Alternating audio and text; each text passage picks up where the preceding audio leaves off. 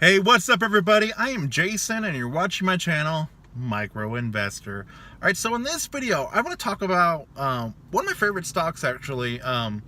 That's Disney.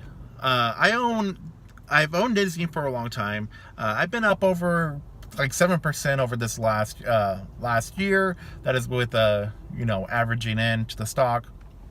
But anyways, I want to talk about Disney's acquisition of Fox, 20th Century Fox.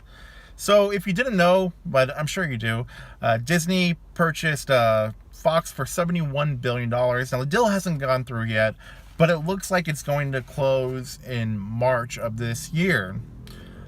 So with that, Disney is going to unlock properties of theirs that Fox has actually had distribution rights for some of the stuff. That is because, like, for Marvel and Star Wars, there's a few Marvel characters that were licensed to Fox for the purpose of making movies with, that was in a deal before Disney actually bought Marvel. So Disney, owned those characters, obviously, but they didn't have the rights to film them, and that also goes with Star Wars. So Disney bought Lucasfilms, so they owned Star Wars, but the distribution rights to the first 6 Star Wars films are actually under the distribution of 20th Century Fox. So as they can, Disney's allowed to do whatever they want with Star Wars. They couldn't produce any revenue off of the first 3 Star Wars films for that reason. But I want to talk about the Marvel thing here, because that's actually a big market for Disney. So with Fox, what they basically got in their contract from a long time ago was anything related to X-Men and anything related to Fantastic Four. So there's a lot of characters between those storylines. So like Wolverine, Deadpool, and obviously the Fantastic Four characters, and the X-Force and all that stuff. So Fox has, been able to make these movies and do it their way, change the stories around and whatever. And these characters have not been able to be in the main cinematic universe that Disney has. But these Marvel movies, they actually produce billions of dollars for Disney. I mean, Star Wars obviously does too, but Marvel produces billions of dollars for Disney a year. And with them having, this whole giant thing of characters now, that actually helps out them a lot, and this also allows Disney to pretty much have about 35% of the total box office every year. I mean, that's obviously 35% if they keep doing things the way they've kind of been going on.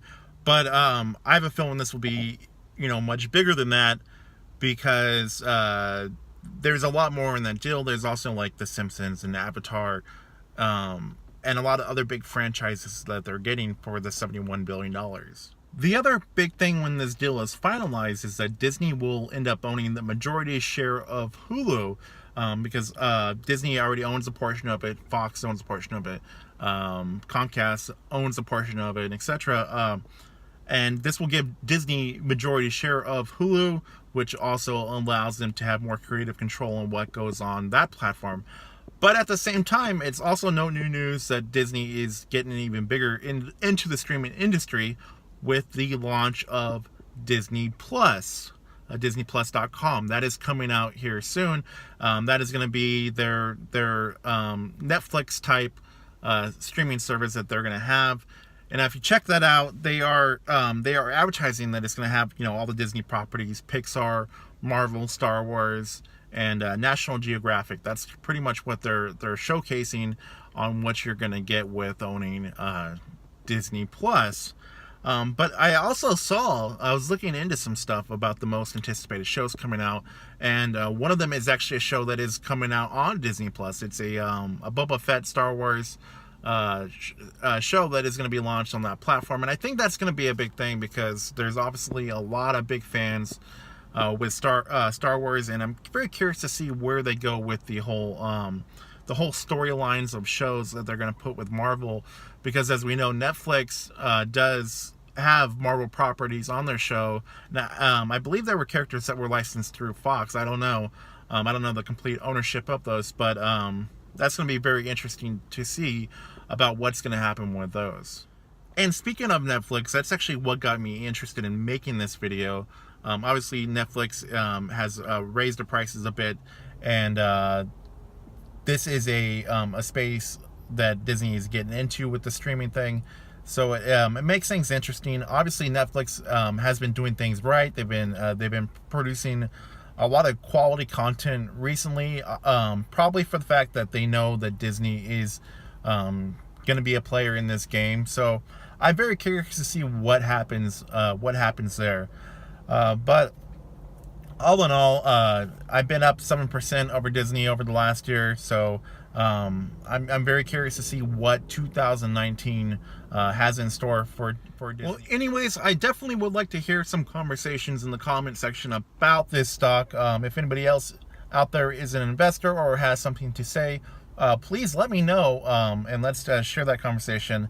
But anyways, I'll just leave the video right there. Please like, share, comment, and subscribe. I have new videos coming out on my channel all the time. Thanks for watching.